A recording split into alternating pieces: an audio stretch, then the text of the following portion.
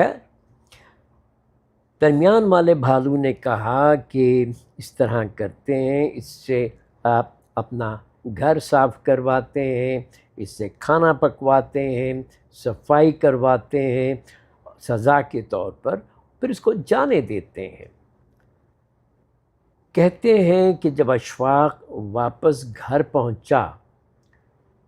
تو اس نے ایک اہم سبق سیکھ لیا تھا کہ درمیان کا راستہ ہمیشہ بہتر ہوتا ہے۔ اگر دیکھیں، اب یہ تو خدا ہی بہتر جانتا ہے، لیکن کہنے والے ہی کہتے ہیں کہ جب اس نے یہ راز جان لیا کہ درمیان کا راستہ سب سے بہتر ہے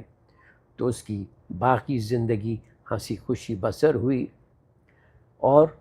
نہ صرف وہ خوش بلکہ اس کے آس پاس کے لوگ بھی ہنسی خوشی رہنے لگے۔